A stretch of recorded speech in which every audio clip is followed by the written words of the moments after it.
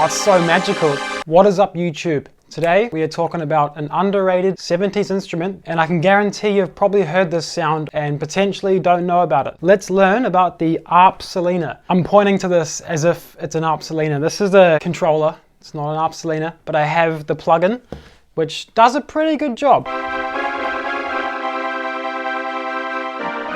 So pretty much the Arp Solina was an instrument invented in the 70s, and how it started was there was this big organ called the Eminent 310U, and it was this massive organ back in the early 70s, and there was a string ensemble section inside the organ that became very popular. The thing that made it famous was the ensemble section inside it, and what it did pretty much was it kind of chorused the sound 3 times. So instead of your typical chorus, which is your original sound and then a duplicate that's kind of offset a bit, this did that 3 times and just made it sound really iconic. The brand Arp, who makes lots of synthesizers and things, they licensed that like technology and made their own dedicated string machine. So instead of having to lug the whole organ around, you would now have it in this like kind of compact form. And yeah, I'm gonna point out a few kind of key examples of the use of this instrument in pop music. Here's a classic one. It's the one that goes like, "We want the funk." In the left channel, like soloing, that's an Arp Solina.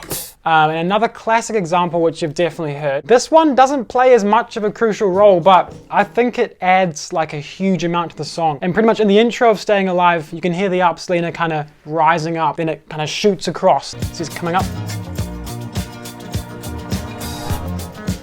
That's an Arp Solina, 100%. And yeah, they're just 2 examples, but it's on so many records. It's actually one of my favorite instruments at the moment, and I've just been using it so much. What I'll do is I'll dive into the one that I've got, which is the Arturia Solina V. But then I'm also going to break down a free version, which you can get if you want, if you're not keen to pay the whatever amount of dollars it costs. So here's the interface, and pretty much it's laid out pretty close to the original like actual units. So you've got the viola. It's quite a basic sound, really. Yeah, nothing crazy to it. And then we've got the violin, which is just an octave higher.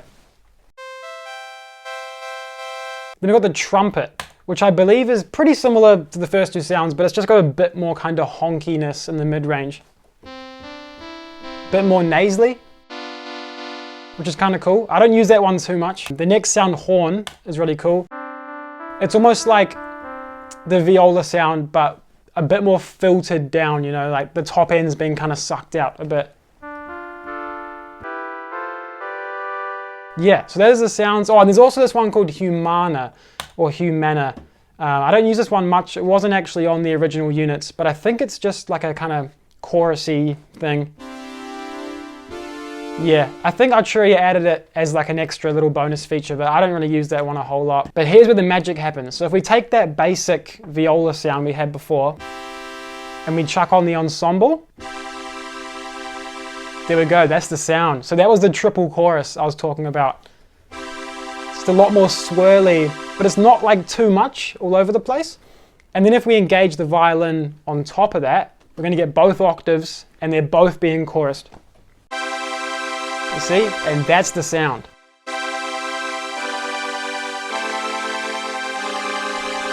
Yeah, so that's my favorite sound, is mixing these 2. And what I'm going to do now is I'm going to show you another example where this horn is used. And it's a Bee Gees song called Country Lanes. It's one of my favorite Bee Gees songs of all time. And I'll try and play along with it.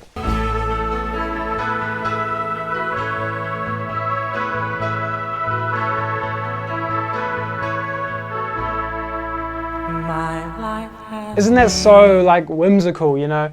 I think that horn sound is probably a favorite of mine.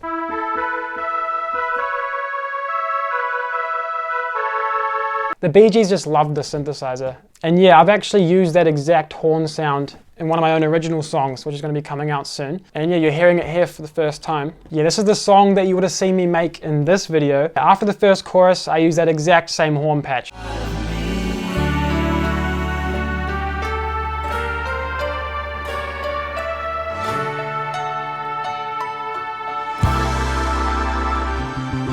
And then on the left-hand side of this, we have cello, which just adds kind of a layer below it. So you can kind of accompany your right hand with some cello stuff.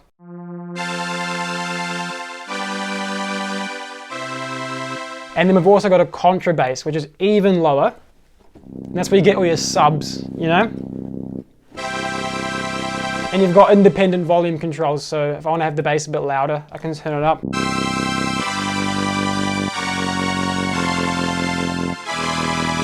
Yes, that's a cool little feature. And yeah, another great thing with this particular plugin is you can go inside the lid and you've got all these options. I've got it in bypass mode, which essentially means there's no filtering happening because I just want to hear the sounds exactly how they're supposed to sound. The only section I do mess around with in here is reverb. And the cool thing with these reverbs is they've actually got a bunch of different types of reverb from the actual organ. So they've got the eminent organ reverb thing, if I exaggerate it. So that's what the reverb would have sounded like in the actual organ. My favorite one though is this one, DEP short. It says short, but it's actually not that short. But if you just dial it in a little bit, even less. Just a little bit is nice. So there's lots of options in here and you can add like LFO stuff. But for me, I think the beauty of this instrument is like its simplicity. So I just like to use the sounds as they were, nothing too fancy. I think if I wanted to make a more complicated sound, I would just use like a real synthesizer, like a Juno or something. I think this just has a certain magic that I don't want to mess with, and I just want to use it as it was intended to be used, you know, back in the 70s. Oh yeah, and one other really cool feature is the sustain. So if I turn this off, really boring. You can hear the reverb, but it's just real short. But if you bring this up, it's almost like the release knob on a synthesizer. And it just kind of rings out. And when you play lines, they kind of cascade into each other and it's real nice.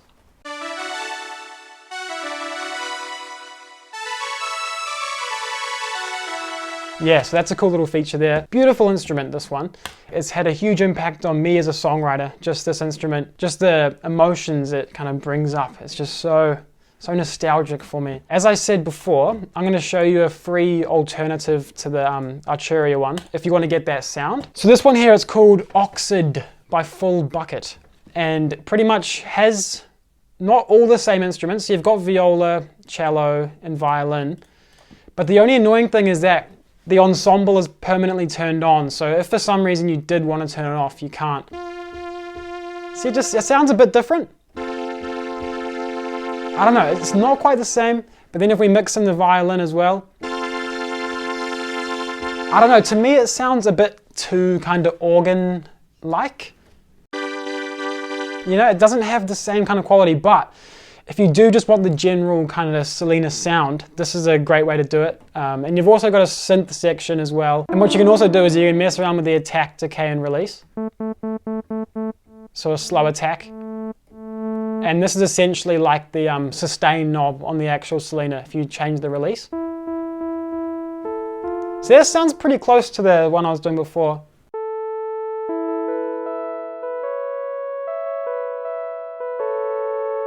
Yeah, that's actually pretty good. Oh, we can actually put some chorus on it as well. Synth to chorus. Yeah, so then we get a bit of chorus there. Now let's add the viola. That's quite a cool sound.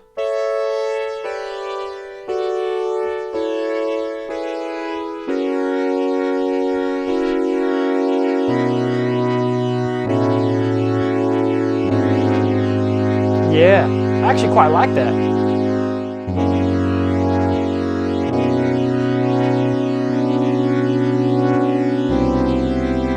Yeah, let's try some yacht rock with it.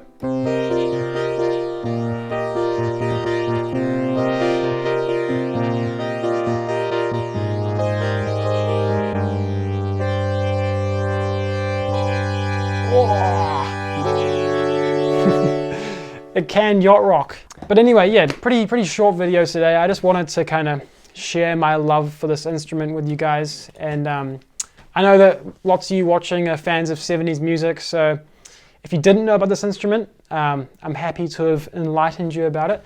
It is a beautiful instrument, and I think the beauty in it is in the simplicity.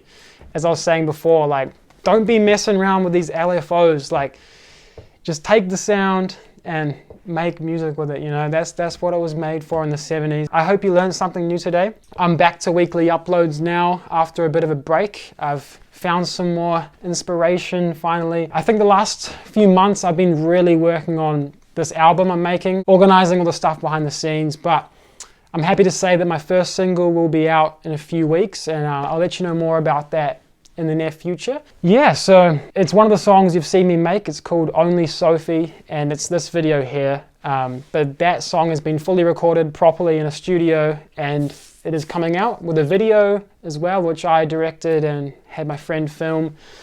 Yeah, so I hope you guys stick around for that and are excited about that. But yeah, anyway, I'll catch you next week.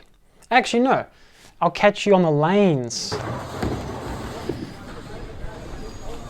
Got my bowling shoes on already. Let's make a petition. Bring back bowling shoes in mainstream fashion circles. Like, look at these. They're so vintage. I mean, maybe not with the baked bean socks, but you know, bring back bowling shoes, bring back bowling.